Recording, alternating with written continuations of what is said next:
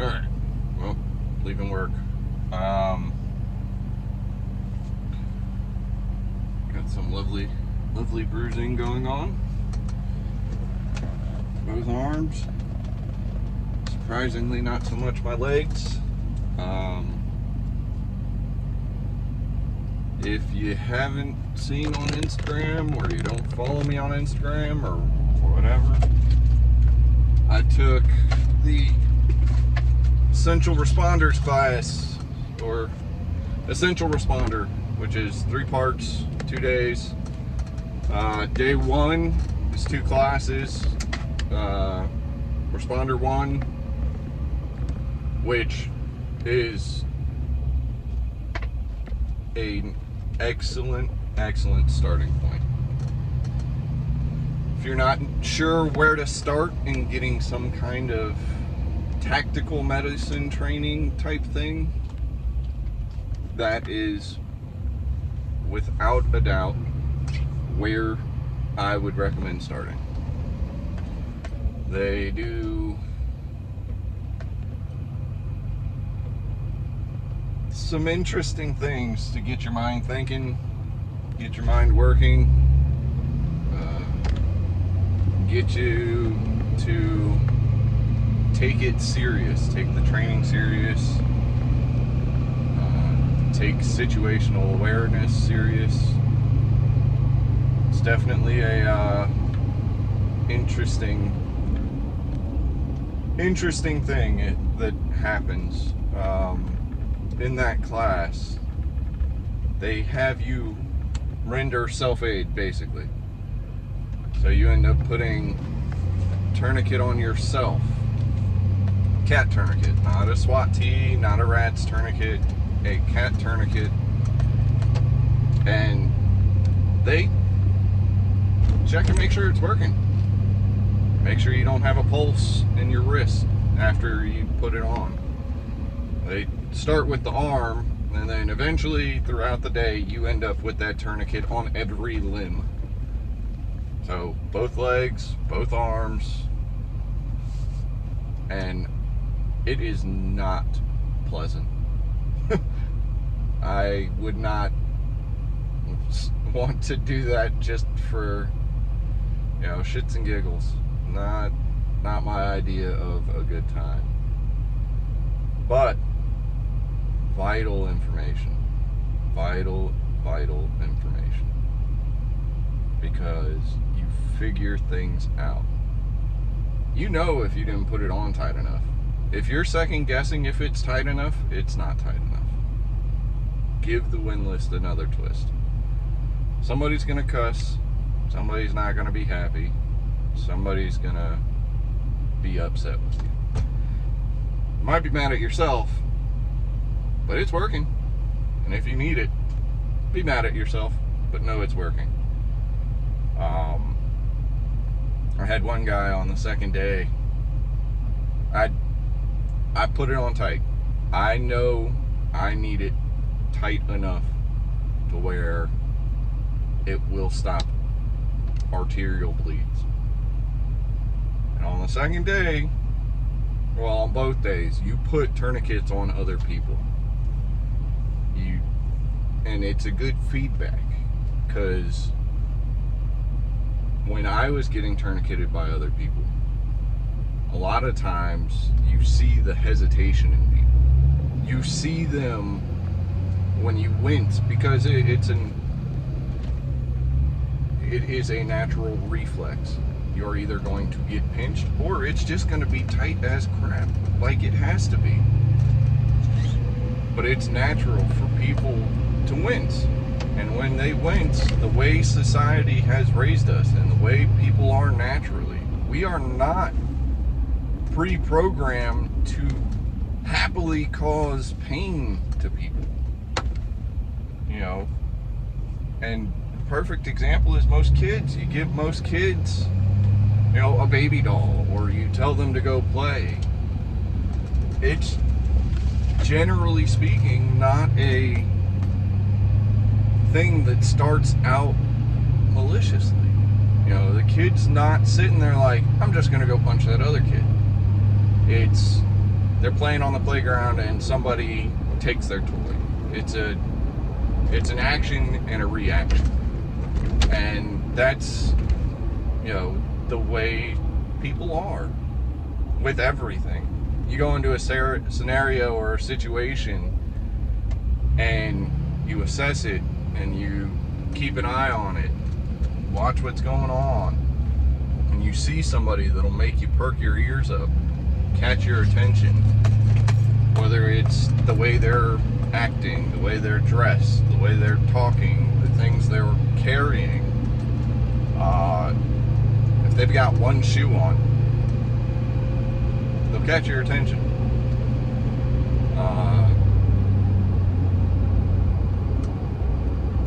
But when you're putting it on somebody else and they wince, it's not the best feeling, because even especially in a training environment, you can see, you can feel, you can tell they're not actually bleeding out.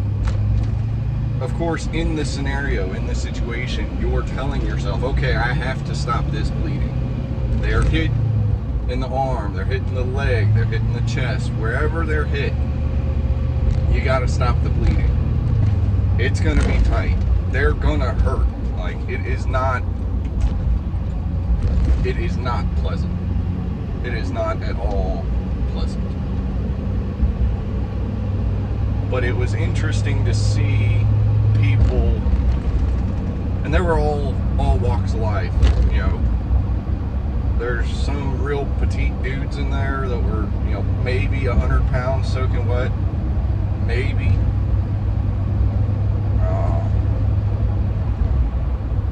Which is interesting, that wordage,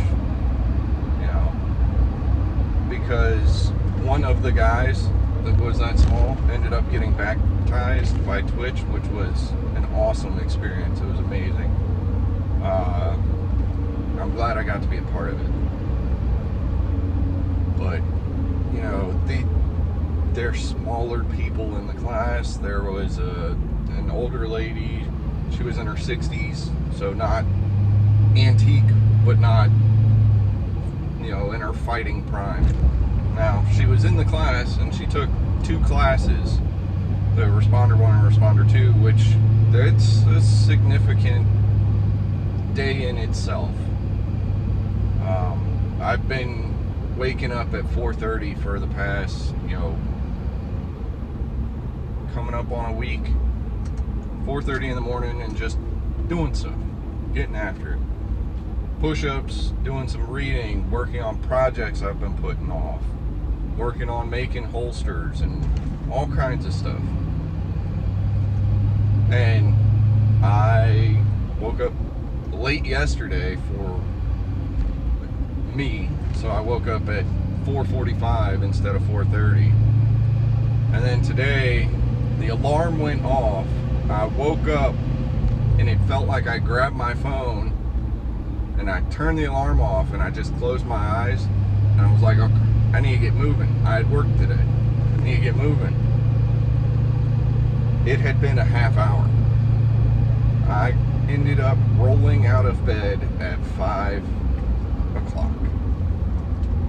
And let me tell you, after 2 days of beating the crap out of yourself with tourniquets, you're sore.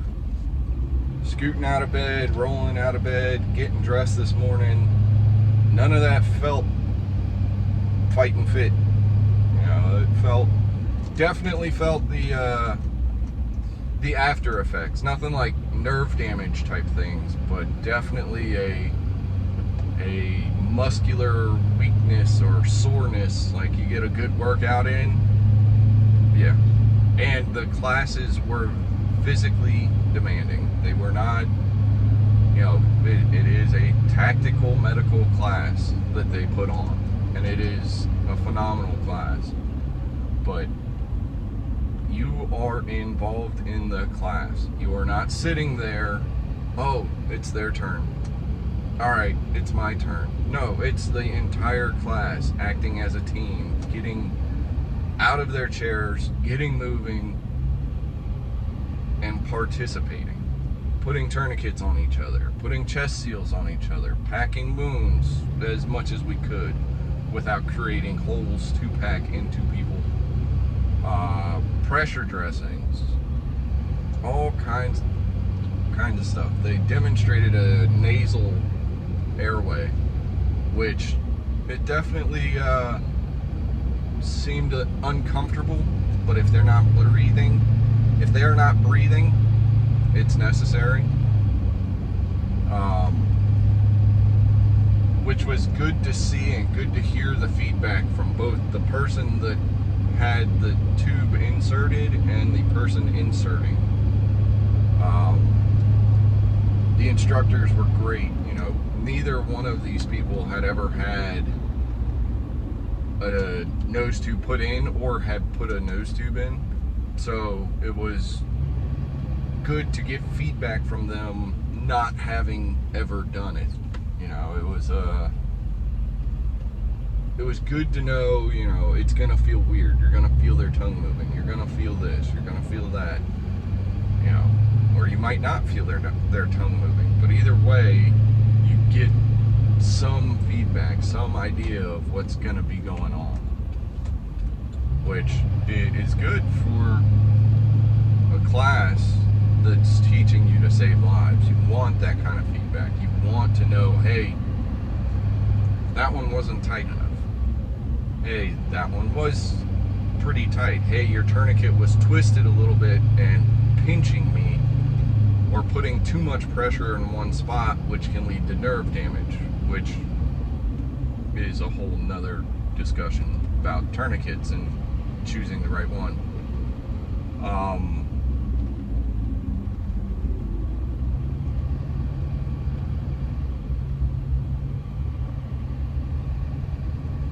Day one was not as intense in the first class. It wasn't a cakewalk. It wasn't all right, you're just going to sit here and do stuff. It was still a demanding class, as it should be. Class 2, so Responder 2, got even more intense and got, more active. And if you want to talk about fun, Class 2 really started all the fun. Class 2, we put tourniquets on our legs and walked around, did stuff with it. Stairs. We did stairs. Yesterday and today, I think. Or in 2 and 3, I think we did stairs. Might be off on that one. 2 and 3 kind of overlap in my mind because they're very similar. Responder 3 was a lot more demanding, a lot more scenarios and situations that you have to work through and address different issues. But you want to talk about fun, day one, and it's amazing what the repetitions and pushing yourself through the training will do. Pushing yourself through that mental block of, ow, this hurts. Because by the end of day 2, I found myself forgetting I had a tourniquet on my leg. And it was working. I couldn't feel my foot. At first it's like, oh crap, this sucks. This really sucks. This hurts. And it's funny because, periodically Twitch or JT or David would ask, what happened to the Captain Morgan's pose? Because the first day, when we put them on our legs, we were all sitting down. And they go, all right, is it working? Yeah, it was working. Hurt like crap. It's working, cool. Stand up. Everybody looked like they were in a Captain Morgan's commercial. Everybody stood up and had one leg up like they were posing for something. It just is what it is. That's how it was. And by the end of day 2, for the most part, was just pushing through. Everybody was just, all right, we got to do this and we got to get it done. We had to carry people with tourniquets on our arms. Everybody's fallen asleep on their arm, and your arm has fallen asleep. You know that feeling where a limb goes numb. Pick something up and do something. It doesn't have to be anything crazy. You know, you don't need to go find your 200-300 pound neighbor and ask if you can carry them around. Pick something up. If you carry a gun, carry a knife, carry a multi-tool, throw a tourniquet on, high, as tight as you can get. Check your pulse, make sure you have it as tight as it needs to be. Try and open that multi-tool.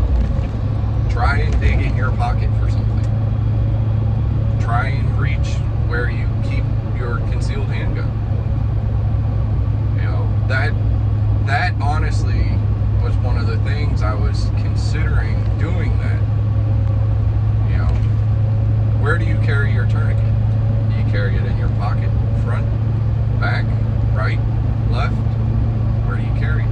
Do you carry it just in your pocket? Do you carry it in a belt holster for it? Do you have it in a bag somewhere where you could walk away from it and not have it? You know, they're all things to consider, because it's life. It's the real world. You get out there, you get doing stuff, and how often do you look for your phone or your car keys? Things to consider.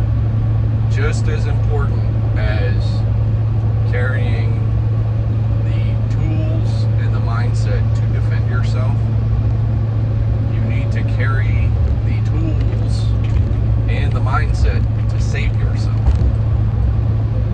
Wherever you live, look up the average response time for EMS. I know where I live is 7 to 10 minutes, and the only reason I know that is because they were talking about making some changes where I live, and it was going to drastically increase the response time of EMS and emergency services. But the class is, you know, it goes over a lot of stuff. It goes over all of the stuff you need. I feel confident right now that I could do 90% of what is needed and required for an arterial bleed, a puncture wound to the pleural space, junctional wounds. I could do the majority of it. I'm sure there's something that I'll find I can't do, or I haven't done yet. I shouldn't say I can't do it, because I'll find a way to do just about anything.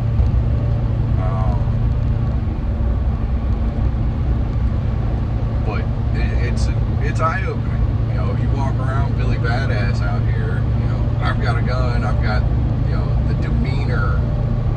The people aren't messing with me. The people aren't picking on me. The people are leaving me alone. This, that, and the other. That's great. So what happens if you're, what was his name, Dickens? The guy that took out the murderer in the mall when everybody else was running, and this young man, 21 years old, 22 years old, made 40-yard shots to get rid of the threat. There were injured people there. So what if, scenario, you know, what if you're the second person there? So Dickens is already taking out the threat. Then what? You gonna stand there and just listen to people cry and moan, scream, roll around?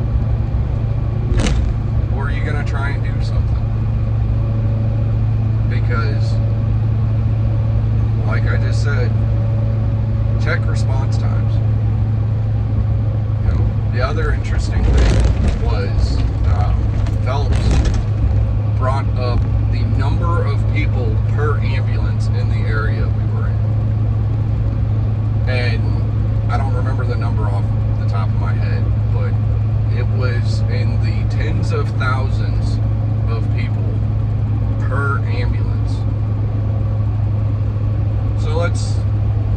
let's even bring that number way down and make it to where there's a bunch of ambulances, right?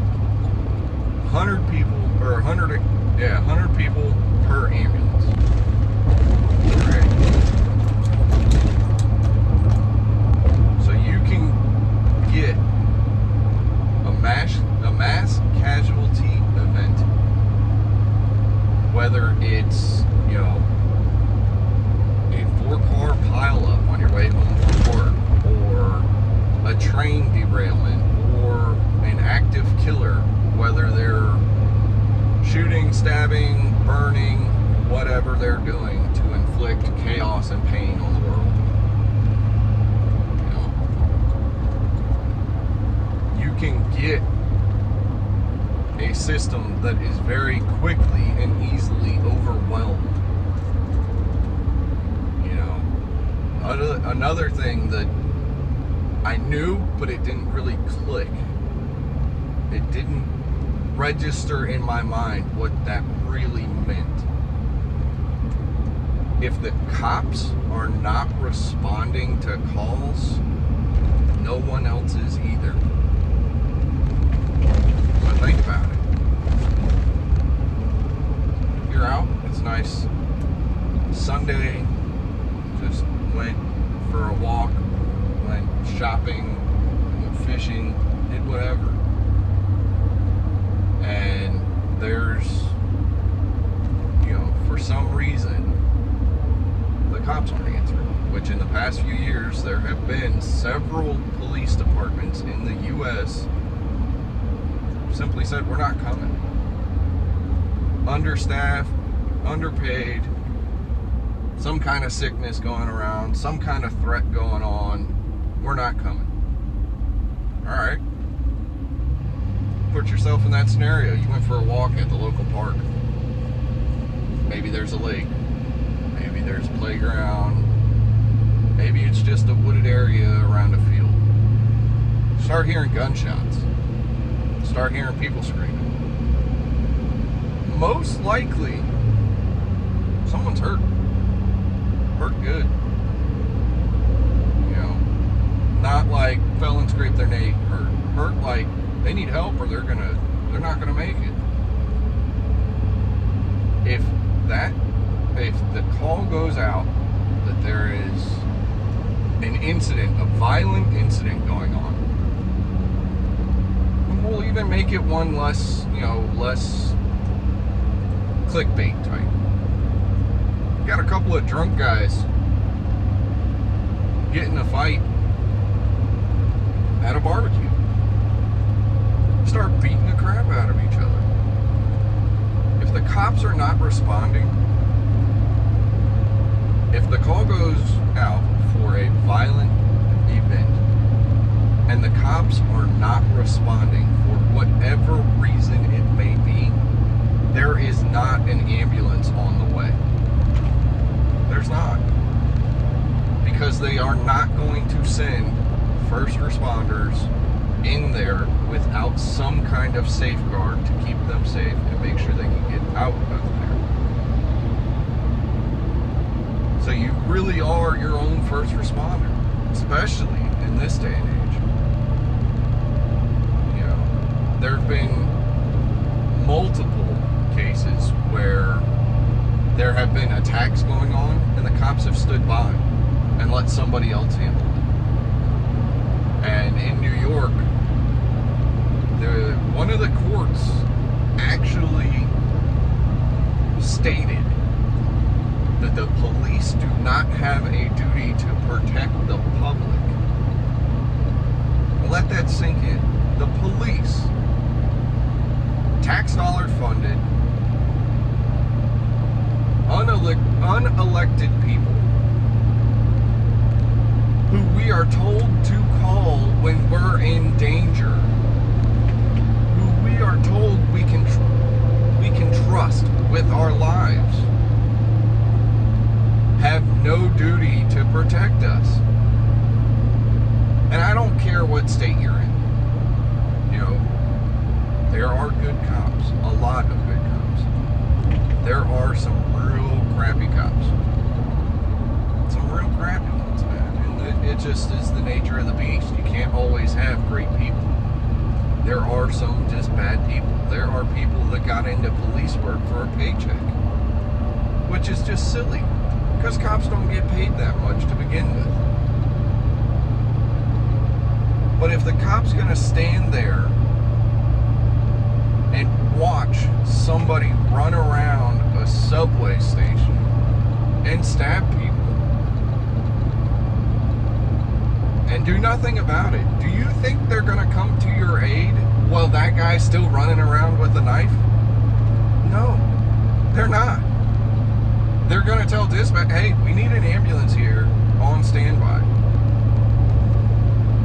And function off of that mindset, that mentality. Okay, the response time is 7 minutes. I think statistically the average gunfight lasts 10, 15. I think the statistic is around there.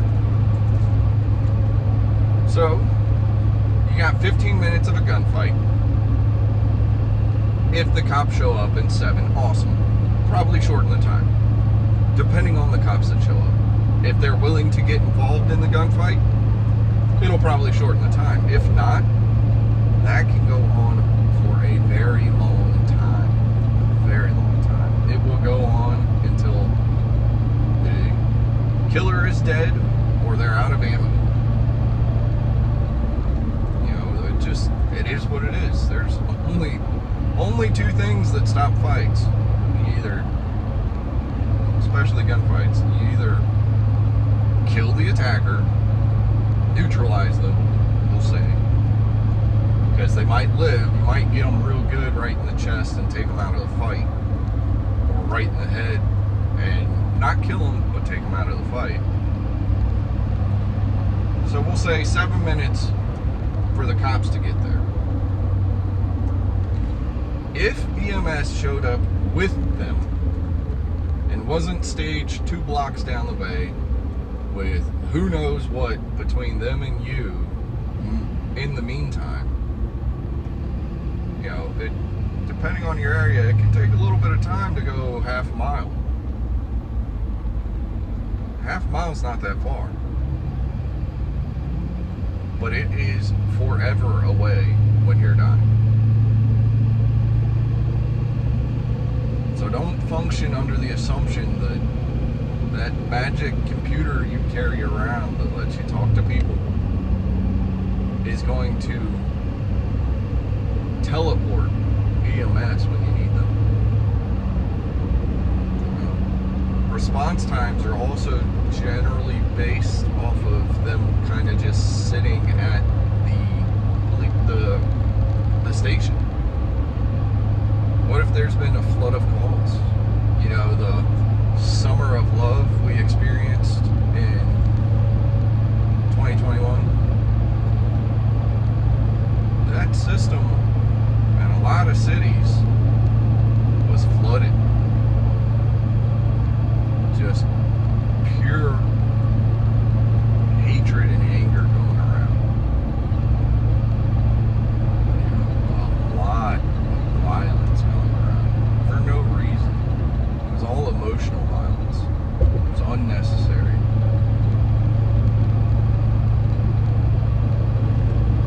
And it resulted in a lot of really bad stuff. But what it should result in for a lot of people is a mindset shift. Because if you're still sitting around, if you're still thinking, they'll show up for me, you're confused. We've been told too many times they're not responsible for us.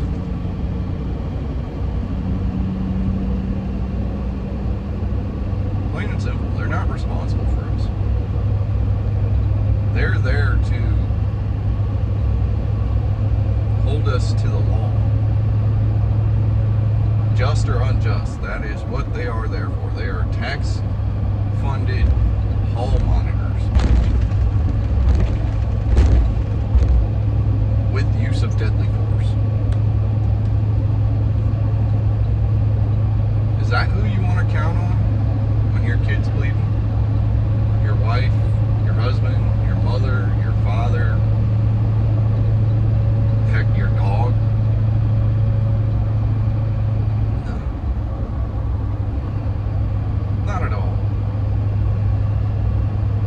get out there, get training. And it obviously it does not have to be through Refuge Medical, but I highly recommend them. They're good people, people of faith, people of principle, and they're not going to teach you something they don't believe in. You know, that's big to me. I don't want you teaching me something you don't believe. And it's something I really struggle with at work, my day-to-day life. Well, you're supposed to do this. Yeah, but that's crap. That is a crap thing, just in general. That's crap. That's unnecessary. There's no reason for it. It doesn't work that way in the real world. Whatever it may be, that's crap. I'm sorry, I'm not doing it. Punish me, discipline me, whatever, however you need to, but I'm not doing it. So, you gotta get your mind right, get your head right, get your mentality where it needs to be. You can't live in a state of fear, but you also can't live where you think everything's going to work every time, because it won't, and you will be let down, and you will be failed. And the worst thing you can do is fail yourself. So get out there, get training, medical training. I highly recommend Refuge Medical. I will not say it enough. I feel like everybody needs to hear it. Go get training from them. If they're within a couple hours drive, go do it. Only word of advice for that, if you do take Responder 3, stay the night. I got a hotel for the day before, so I stayed the night before Responder 1 and 2, and then left the night of Responder 3. That drive last night, not the most fun I've ever had. I made it, obviously. There was definitely a point, looking back, I should have pulled over and taken a power nap of some form. And I didn't, which is why I am saying stay the night. If you can afford it, stay the night. Because that drive, terrible.